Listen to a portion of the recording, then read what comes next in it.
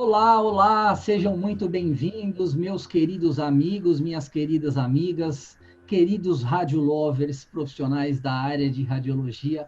É um prazer enorme estar aqui com vocês novamente. Para quem não me conhece ainda, eu sou Vinícius Pedroso, fundador e presidente da IAD Plus, considerada hoje uma das maiores instituições de ensino online para profissionais de saúde da América Latina, com mais de 15 mil alunos em todos os estados brasileiros e alguns países como Espanha, Portugal, e principalmente aqui na América do Sul, no Mercosul, nos países de língua espanhola.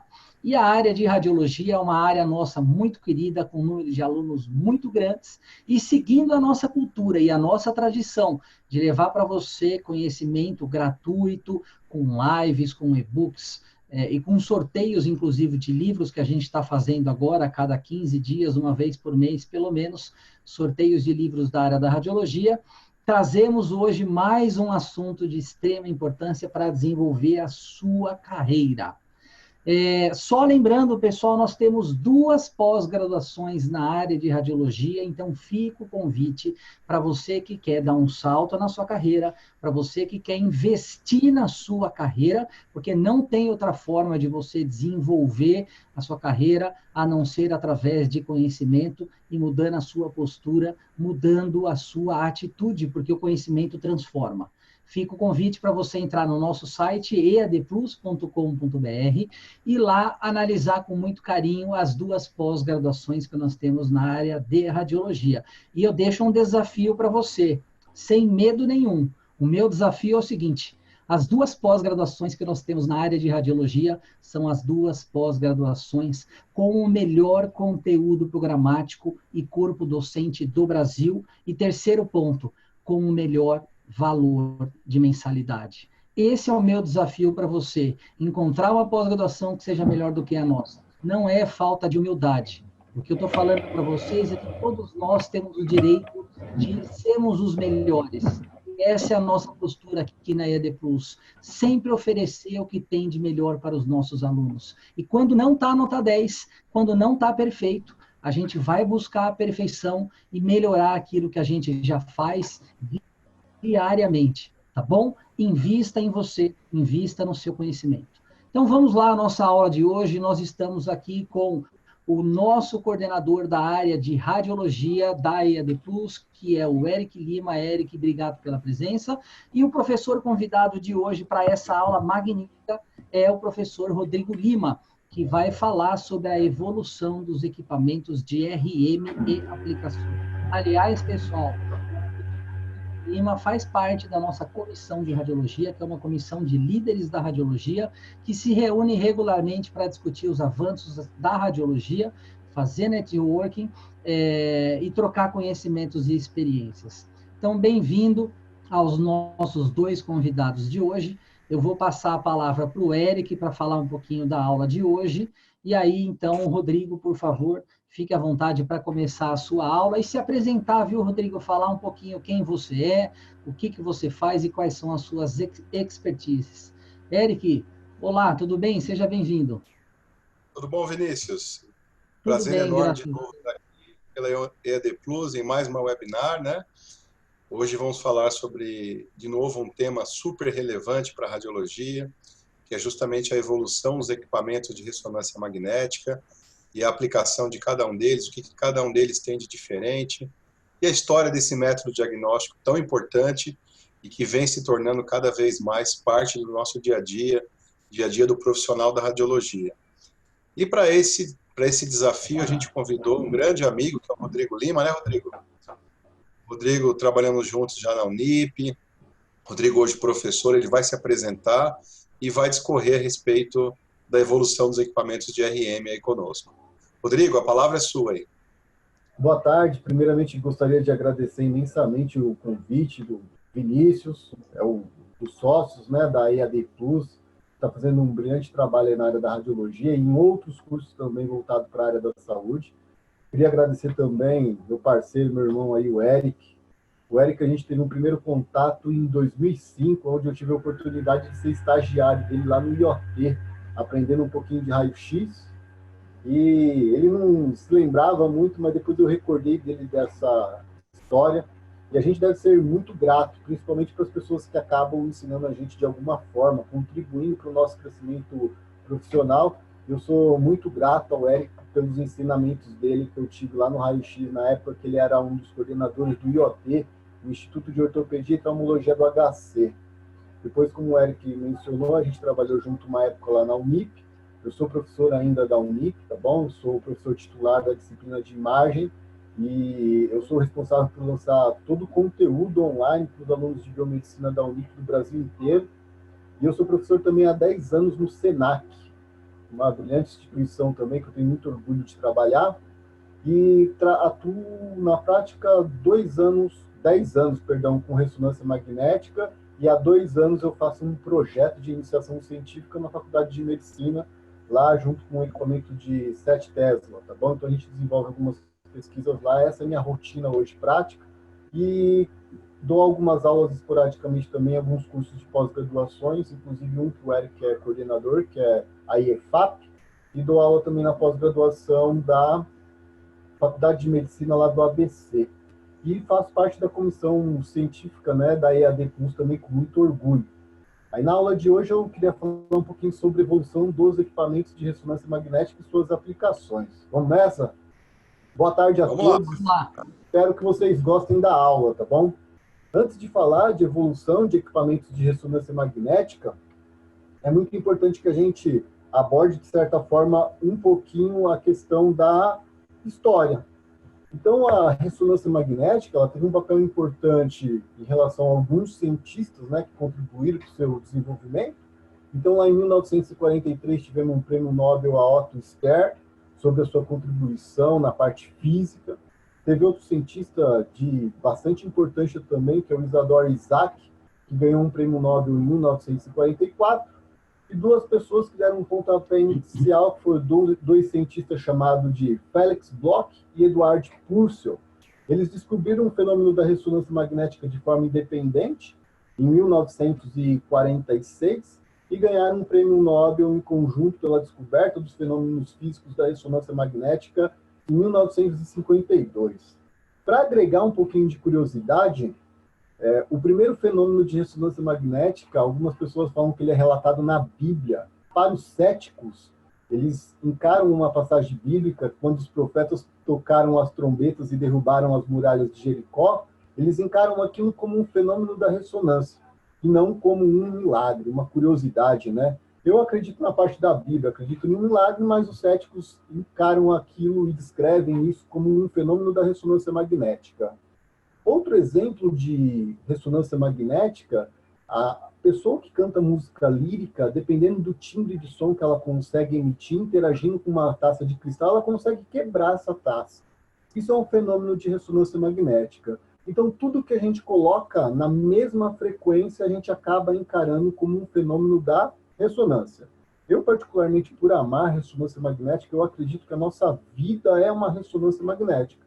A partir do momento que a gente manda frequências positivas, o universo devolve também frequências positivas para a gente. Da mesma forma, se mandarmos frequências negativas, o universo devolve de volta para a gente também frequências negativas. Dando continuidade, a gente tem um Nobel também em 1991 para Richard Ernest, e ele teve um trabalho brilhante, que ele propôs a codificação através da transformada de Fourier, que codifica fase e frequência dos hidrogênios. A gente já vai falar um pouquinho nisso. Em 2002, 3 cientistas, o John, o Koch e o Kurt, também tiveram prêmios em química pelos trabalhos relacionados à ressonância magnética. Em 2003, 2 cientistas brilhantes lá da Faculdade de Nottingham, na Inglaterra, Paul Lettenbury e Peter Mansfield, ganharam um prêmio Nobel sobre o desenvolvimento da ressonância. Porém, os primeiros equipamentos de ressonância magnética, quem deu o pontapé inicial para a construção foi esse senhor, que ainda está vivo. Eu vou deixar um link aqui na aula, que esse link mostra uma palestra em fevereiro desse ano, de 2019, onde Raymond Amadian conta toda a sua trajetória dele em relação à ressonância magnética e desenvolvimento dos equipamentos. E no tópico aqui da imagem está lá, né, o inventor do scanner de ressonância magnética, né, MRI. imagem por ressonância magnética. Aqui tem uma foto do primeiro equipamento que ele começou a desenvolver. Ele mesmo, muitas das vezes, era cobaia ou usava também os seus estagiários para desenvolver esses equipamentos. E na imagem que vocês estão visualizando, ele está projetando aí, desenvolvendo uma das primeiras bobinas de radiofrequência. Não podemos esquecer, né, que toda sala de ressonância magnética tem esse cidadão aí, o magneto, tanto nos equipamentos de baixo como nos equipamentos de alto campo. Eu faço essa ilustração porque os alunos nunca mais esquecem, né? O poder do magneto é controlar metal, então nada de metal pode entrar dentro da sala de ressonância, senão vai ser atraído pelo magneto. Esses equipamentos de ressonância magnética têm dois itens principais que eu costumo falar, que é o coração da ressonância magnética, onde a gente tem um magneto, que ele é responsável por gerar um campo magnético. Esse campo magnético, a potência, a intensidade desse campo magnético, ela é aferida, né, quantificada em Tesla, e a gente também pode chamar o campo magnético inicial de B0. Porém, só com o campo magnético a gente não tem imagem, a gente vai precisar de uma energia. E a energia utilizada é a radiofrequência, que a gente vai quantificar em megahertz. Aí, desses dois itens principais, eu queria já correlacionar as duas funções. O campo magnético tem a função de alinhar os prótons de hidrogênio, e a radiofrequência tem a função de excitar os prótons de hidrogênio, provocando um estímulo, coletando a resposta desse estímulo, quantificando esses sinais e dando origem a uma imagem. Entrando agora na parte dos equipamentos, os equipamentos são subdivididos em duas categorias. Teremos os equipamentos de baixo campo, são todos equipamentos que têm uma potência inferior a 1 Tesla, e os equipamentos de alto campo, que são classificados de 1 acima Tesla de potência. Basicamente, no Brasil, a gente tem 3 potências de campo magnético para aplicação clínica. A gente vai ter os equipamentos de 1 Tesla, 1,5 e 3 Tesla. 3 Tesla no Brasil é a potência máxima para aplicação clínica. Entre parênteses está assim, baixo campo ou campo aberto, alto campo ou campo fechado, que eu já vou mostrar isso para vocês. Os equipamentos de baixo campo também são chamados equipamentos de campo aberto, pelo fato de ele ter toda essa lateral aberta aqui no equipamento. Então, para um paciente que é claustrofóbico, é uma boa alternativa para a realização do exame de ressonância. Isso que a paciente está vestindo na região pélvica, um pouquinho de tórax e abdômen, são bobinas de radiofrequência que vão enviar essa frequência, captar um estímulo dessa excitação e dar origem a uma imagem. Vou mostrar outros equipamentos para vocês de baixo campo. Aqui o operador, né, de ressonância magnética fazendo um exame de coluna lombar, a bobina posicionada na região lombar e a bobina conectada no magneto. Esses equipamentos de baixo campo, a gente tem basicamente as seguintes configurações de magneto: 0,2, 0,25, 0,3, 0,35 e meio Tesla de potência. Uma das vantagens desse equipamento é que se você desliga o equipamento, você consegue desligar também o campo magnético. A desvantagem: eu tenho exames mais demorados devido à baixa intensidade desse campo magnético. Eu perco um pouquinho de qualidade de sinal também. A qualidade dos equipamentos de alto campo, as imagens são superiores aos de baixo campo. E ele consome uma grande quantidade também de energia. A Exaot trouxe isso para o Brasil em 2015, na JPR. É um magneto que a gente consegue fazer exames com o paciente em posição ortostática. Isso serve para fazer exames com cargas na ressonância e aumenta a sensibilidade diagnóstica, por exemplo, para diagnosticar alterações de articulações, hérnias de disco precoce. Então, é uma boa alternativa aí para fazer alguns exames com carga. Então, é um magneto que a gente consegue girar ele e deixar ele na posição vertical ou com uma determinada angulação para promover uma carga na região anatômica que se deseja estudar. Já entrando na parte dos equipamentos de alto campo, ou campo fechado, porque todo o equipamento vai ser fechado. Então, as empresas hoje cada vez mais investem no que a gente chama de salas humanizadas. Então, no Brasil, a gente tem equipamentos de 1, 1,5 e 3 Tesla de potência. Esse equipamento, no canto inferior esquerdo da aula, que é um GE Sigma de 1 Tesla, foi o primeiro equipamento que eu aprendi a trabalhar, isso lá em 2007. O primeiro contato com ressonância magnética foi desse equipamento. E depois eu acabei trabalhando mais parte com os equipamentos da Siemens, tá? Um Avanto e um Esprit lá na clínica. As salas humanizadas estão sendo implementadas com frequência, isso para proporcionar uma experiência diferenciada para o nosso cliente, né, para o nosso paciente, fica um ambiente mais acolhedor e é uma forma também da gente fidelizar o nosso cliente.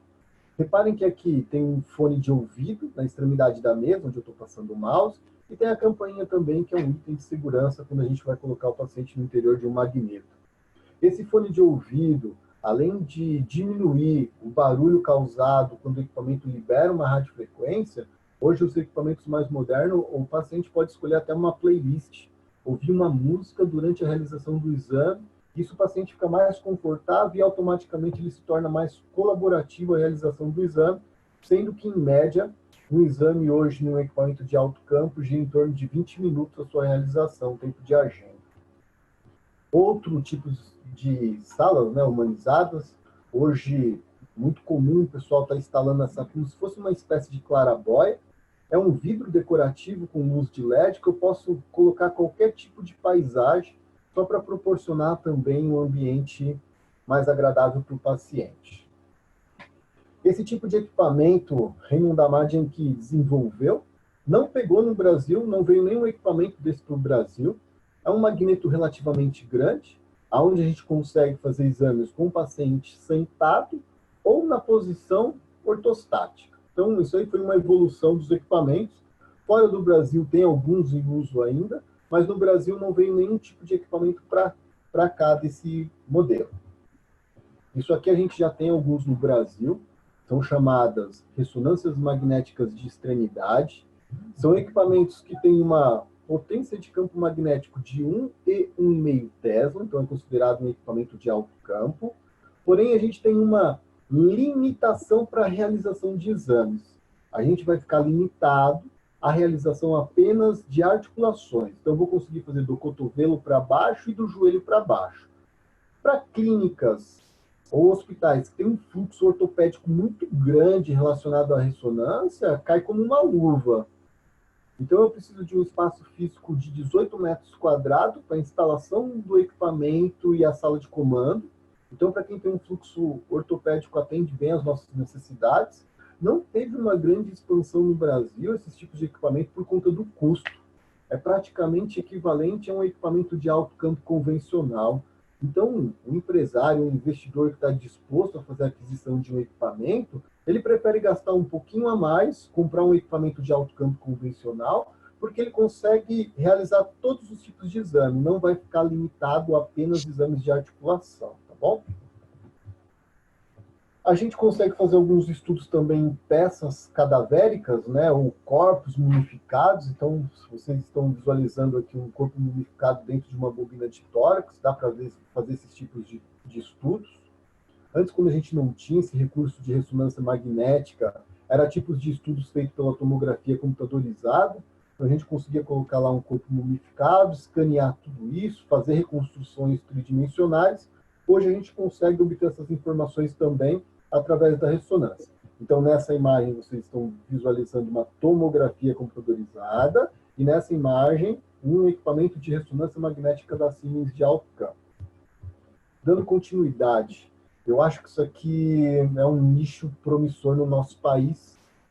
Aí, se eu perguntasse para vocês o que vocês estão vendo na foto, a maioria vai falar que está visualizando cachorro, né? Mas isso, na verdade, não são cachorros, são filhos, né? De alguns clientes que levam para fazer exames de imagem. Então, é uma área que vai crescer bastante. A gente tem, basicamente, a ultrassonografia como modalidade de diagnóstico para estudos veterinários, o raio-x, que já é frequente em clínicas veterinárias e hospitais veterinários. Aí veio a tomografia computadorizada. Hoje temos ressonância magnética, tem até tratamento de radioterapia veterinária. Então, é um nicho que cabe a nós, profissionais da área da saúde, olhar com bons olhos, porque eu acho que é um nicho que vai crescer bastante ainda no nosso país, devido ao Brasil ser o segundo maior mercado pet do planeta. E já tem algumas estimativas que em pouco tempo vai assumir o primeiro local. Só perde para os Estados Unidos. Não faz ressonância magnética só em cachorro ou gato, né, animais de pequenos portes. A gente consegue também fazer em animais de médio e grande porte. Então, nessas imagens, vocês estão visualizando a ressonância magnética de um urso. Olha o tanto de profissional envolvido no procedimento de exame desse animal. Então, o bicho está sedado, estão posicionando lá a bobina de crânio e vão colocar ele dentro do magneto para fazer a aquisição das imagens para investigar esse possível tumor cerebral. Na Califórnia, fizeram também uns estudos com esse golfinho. Então, foi levemente sedado. O grande desafio de fazer uma ressonância magnética do golfinho foi por a questão dos movimentos durante a aquisição de imagem, mas eles conseguiram fazer isso. No Brasil, quem deu o pontapé inicial na aquisição de equipamentos de ressonância magnética para uso veterinário foi essa empresa chamada Provet. Hoje a rede PETS está investindo pesado também em diagnóstico por imagem para finalidade de aplicação veterinária. A rede PETS na Ricardo Jafé já tem um equipamento de tomografia de 32 canais e até o final do ano eles vão instalar uma ressonância magnética de 1,5 Tesla. Então é uma área que vai crescer bastante. A Provet também ela tem tomografia computadorizada, ultrassom e raio-x. Aí só para reforçar um conceito, essa sala humanizada que vocês estão visualizando com esse equipamento da GE Bonitão é um equipamento de ressonância magnética de 3 Tesla. Essa é a potência máxima de equipamentos permitido para uso clínico no Brasil. Ah, Rodrigo, e o tal do 7 Tesla? O 7 Tesla, quem está desenvolvendo esses magnetos, que foi pioneiro, foi a Siemens. E ela desenvolveu esse Magneton Terra. Aí na tradução está assim, ó, primeiro equipamento de 7 Tesla para uso clínico. Está em inglês aí, mas já traduzi para vocês. Então, fora do Brasil, esse magneto Terra, ele tem aplicação clínica. Hoje, aproximadamente 40 países já têm equipamentos de ressonância magnética de 7 Tesla. Maior parte deles voltada para pesquisa, mas reforçando, fora do Brasil, esses magnetos já podem ser utilizados para uso clínico. Vou mostrar uma clínica na Califórnia, que é a clínica Mayo, ou Mayo Clinic, como está em inglês. Eles têm esse equipamento de 7 Tesla para uso clínico. Quem coordena a parte dos estudos lá é essa doutora, que vocês estão visualizando ela na imagem, a doutora Kimberly, e ela explica as vantagens de ter um equipamento desse para o diagnóstico clínico, principalmente relacionado a doenças neurológicas, pelo alto poder de diferenciação tecidual dessas imagens. Então, a gente consegue obter imagens de altíssima resolução, automaticamente facilita a interpretação diagnóstica por parte de um médico radiologista. Então, a gente consegue antecipar o diagnóstico do paciente por conta das imagens de alta resolução. No Brasil, esses equipamentos vão pegar, eu acho que vai demorar um pouco devido ao custo agregado de aquisição desses tipos de equipamentos. São equipamentos extremamente caros. Hoje a gente está falando em torno de 8 a 10 milhões de dólares para a aquisição de um equipamento desse. Multiplicando isso por 4, e vocês têm uma noção do custo que é para comprar um equipamento desse.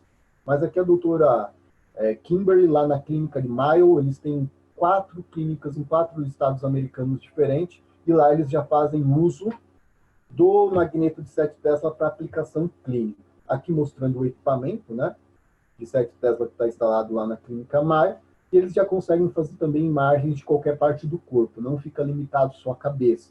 Estuda também articulações, coluna, tórax, abdômen. Lá eles têm um kit de bobina que conseguem fazer exames de regiões anatômicas diferentes, fora crânio. Então, não tem só aplicação neurológica.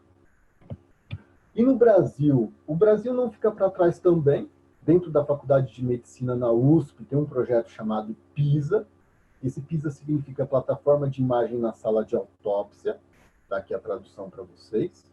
É um projeto que eles também têm um equipamento de 7 Tesla. Essa ressonância magnética de 7 Tesla é a única na América Latina. Então, ela tem 2,40 de largura, 3,17 de comprimento. Só o comprimento do ímã, 2,70 metros, pesa quase aproximadamente 39 toneladas. E na época, lá em 2014, 2015, teve um custo de 7,6 milhões de dólares para a aquisição desse equipamento. No Brasil, esse equipamento só está sendo utilizado com finalidade de pesquisa, não é com finalidade de uso clínico, tá bom? Essa é a foto do equipamento. Vou deixar o link, a referência para vocês, né? Então, a USP, em parceria com a FAPESP, fizeram a aquisição desse equipamento. E dentro desse link, depois a gente vai disponibilizar, através do Vinícius, todas as referências dessa aula. Os alunos poderão ter acesso e pegar informações mais detalhadas sobre o 7 Tesla.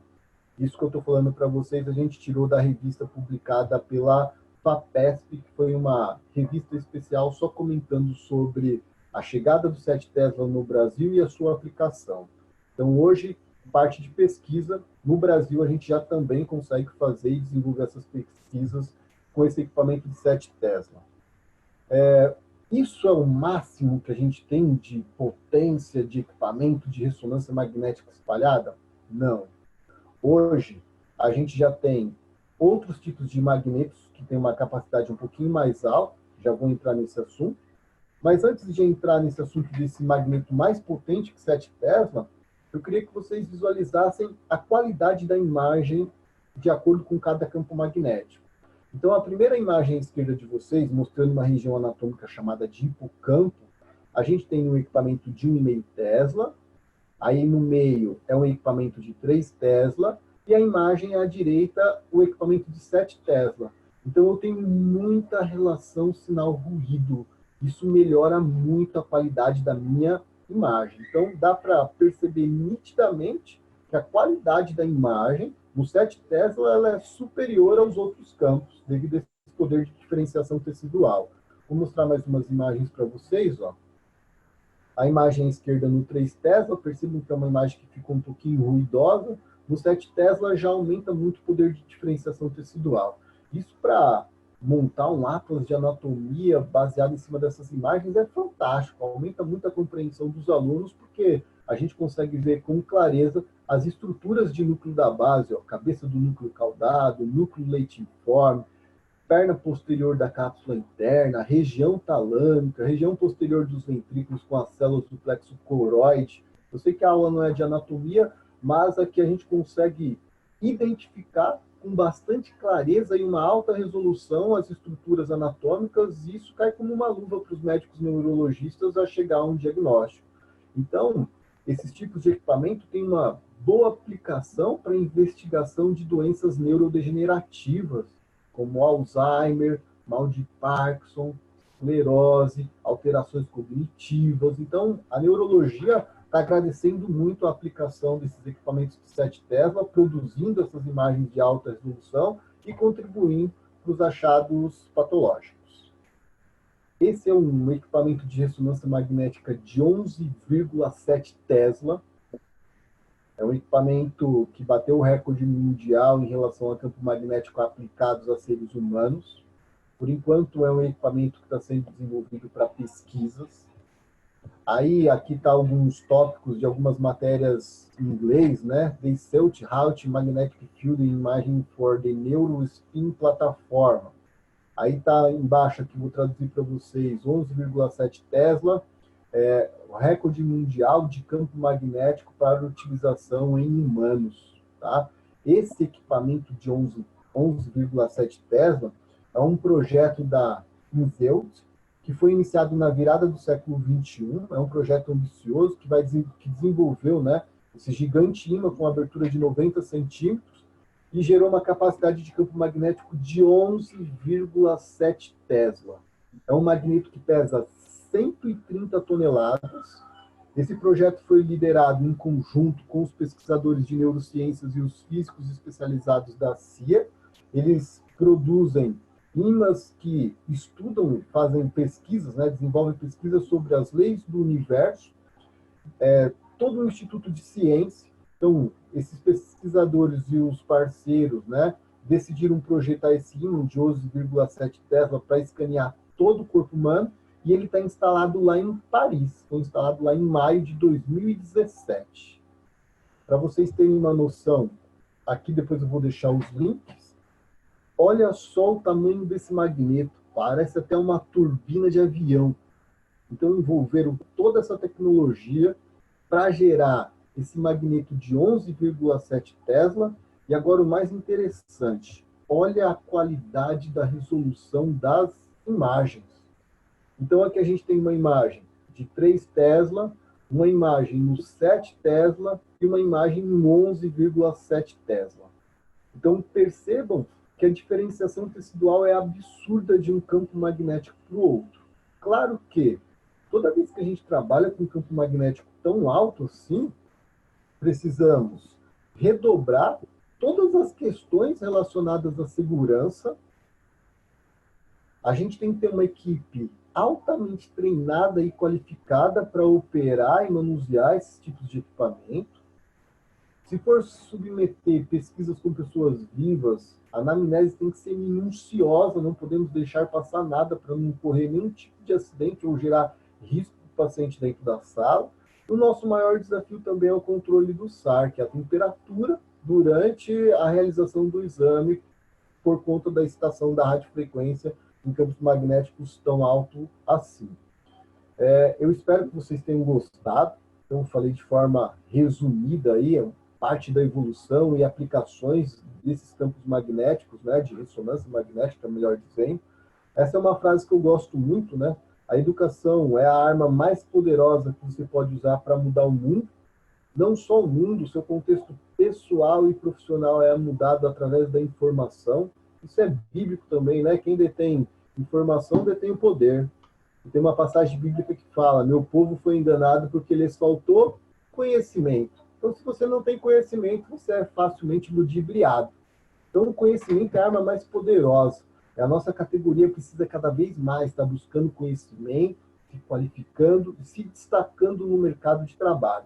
Eu acredito que todos terão oportunidade, mas a oportunidade vai ser aproveitada para aqueles que estiverem capacitados. Você só consegue se capacitar buscando informação. E a área da saúde, eu costumo falar para os alunos que é uma área que a gente está condenado a estudar para sempre. Todo tempo tem atualizações, renovações, e a gente tem que estar se atualizando nesse mercado tão dinâmico que muda constantemente. Então, o conhecimento ele é fundamental. A gente tem que buscar conhecimento sempre. Queria agradecer de coração, né, o convite do Vinícius e do professor Eric. Não podia ser diferente, né? Então, está aqui uma ressonância magnética cardíaca para enfatizar esse meu agradecimento, tá? Eu não sei se eu posso deixar o meu contato, Vinícius, se autoriza? Pode sim. Tá? Então, aqui o meu obrigado, tem o meu Instagram pessoal, né, professor _Rodrigo Lima, e um canal que eu tenho na internet que eu divulgo materiais relacionados à radiologia e algumas vagas de emprego também, que é o universo da radiologia. Só para finalizar, esse meu obrigado com a foto desse senhor, o nome desse senhor se chama Nikola Tesla. Ele foi um dos gênios mais extraordinários que já existiu na face da Terra. Não é muitas pessoas que têm conhecimento da vida de Tesla.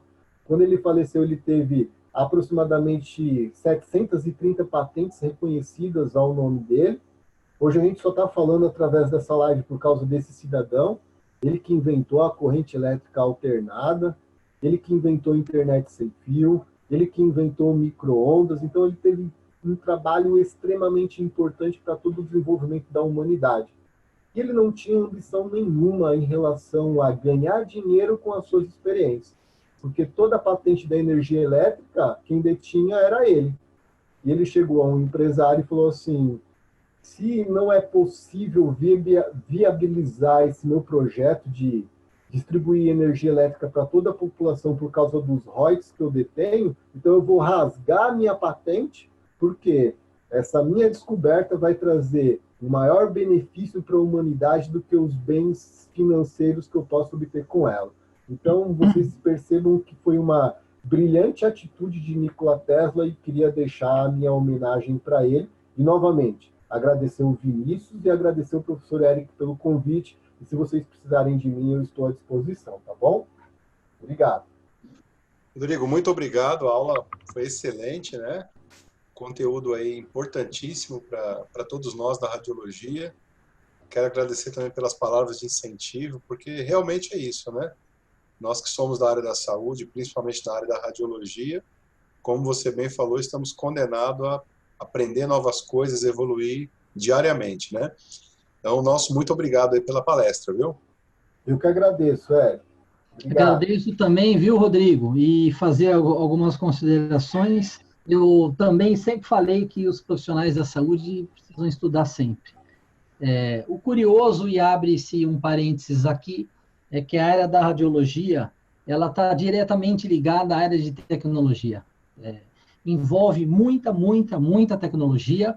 A indústria da tecnologia desenvolve novos equipamentos e novos softwares e hardwares e sistemas o tempo todo. Então, o profissional da saúde que atua na radiologia, além de ele ter que buscar conhecimento constante e se atualizar em termos do conhecimento científico ligado à área da saúde, ele precisa também se atualizar com relação ao que está evoluindo em relação à tecnologia. Então, é um conhecimento em dobro, né?